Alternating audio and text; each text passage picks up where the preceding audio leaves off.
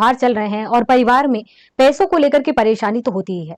अब ऐसे परिवार जिनके पास इतना पैसा तो नहीं है कि त्योहार को बहुत धूमधाम से मनाया जा सके, लेकिन वो ये सोचते हैं कि क्यों ना हम लोन लेकर के पैसे ले लेते हैं, उसके बाद में धीरे धीरे चुका देंगे। इस तरीके से वो लोन ले लेते हैं। जब वो ऐसा विचार कर लेते हैं तो जाहिर सी बात है, या तो वो किसी से लोन लेंगे। अगर उनके पास कोई ऐसा उपाय देता है या वो जान जाते हैं कि हमें किसी से मांगना भी नहीं पड़ेगा, हम अपने मोबाइल के माध्यम से ही लोन ले लेंगे, चुका भी देंगे, हमें किसी के सामने हाथ भी नहीं फैलाना पड़ेगा। अब इन्हीं सारी चीजों को जानते हुए साइबर अटैक करने वाले होते हैं। ये लोग क्या करते हैं कि कुछ मैसेज भेजते हैं, उसमें लिंक भेज देते हैं कि आपके लिए ये ऑफर है, या फिर आप इतना लोन ले लें, आपको कुछ भी नहीं देना पड़ेगा, आप धीरे धीरे चुका देना, और आपको ये ऐप डाउनलोड करना है। इसी तरीके से केस आया हुआ है और इसी वजह से आपको ये केस बताया जा रहा है, ताकि आपको जानकारी तो होगी, मैं अनुमानन बता सकती हूँ लगभग सभी कैंडिडेट को ये जानकारी होगी, लेकिन आपके घर परिवार वालों को जानकारी नहीं होगी।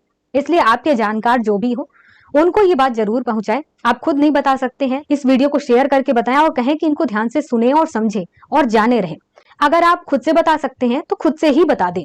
जो साइबर ठगी वाले हैं वो लोग क्या करते हैं कि ऐप डाउनलोड करने को कहते हैं कि आप ऐप डाउनलोड करो, और उसमें से कई टाइप के परमिशंस मांग लेता है, जिसमें आपके कॉन्टेक्ट होता है, लोकेशन होता है, फोटोज होते हैं, वो सभी इंपॉर्टेंट चीज जो एक इंसान के जानने के लिए जरूरी होता है, वो सब कुछ आपके मोबाइल के माध्यम से वो परमिशन ले लेते हैं और आपकी पूरी जानकारी इकट्ठा भी कर लेते हैं।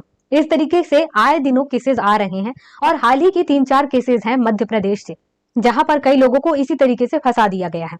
वो लोगों की गलती केवल इतनी थी कि वो चाह रहे थे कि त्योहार आ रहा है और कुछ पैसे हम लोन ले लेते हैं, और ये साइबर ठगी उन लोगों को यही कहते हैं कि आपको लोन लेना है तो आप इस ऐप को डाउनलोड करें, कुछ परमिशंस दें और आप पहले लोन ले लें और उसके बाद धीरे धीरे करके आप चुका दें। अब लोगों को इस पर विश्वास हो जाता है कि हमसे कोई कुछ ले भी नहीं रहा है और हमें पैसे भी दे रहा है और हम धीरे धीरे करके चुका भी देंगे। और कुछ लोगों ने क्या किया, इसे ट्राई करने के नाम पर ऐसा किया, उन लोगों के फोटो ले लिए, नंबर ले लिए, फिर क्या किए, बार बार इन लोगों को परेशान करने लगे कि आपको पैसे देने ही होंगे और परेशान करने लगे, ब्याज लगाने लग गए। उसके अलावा क्या करते हैं कि उस कॉन्टेक्ट से जितने लोगों का नंबर लिए होते हैं उन लोगों को फोन करने लगते हैं।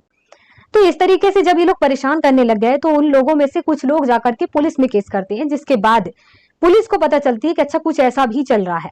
आप सभी को ये तो पता ही है कि आरबीआई टाइम टाइम पर ऐसी गाइडलाइंस जारी करती रहती है कि आपको क्या करना है और क्या नहीं करना है। जिनमें से कुछ गाइडलाइंस हैं जो मैं आपको बता देती हूँ, आप अपने घर परिवार वालों को बता दें तो अच्छा होगा।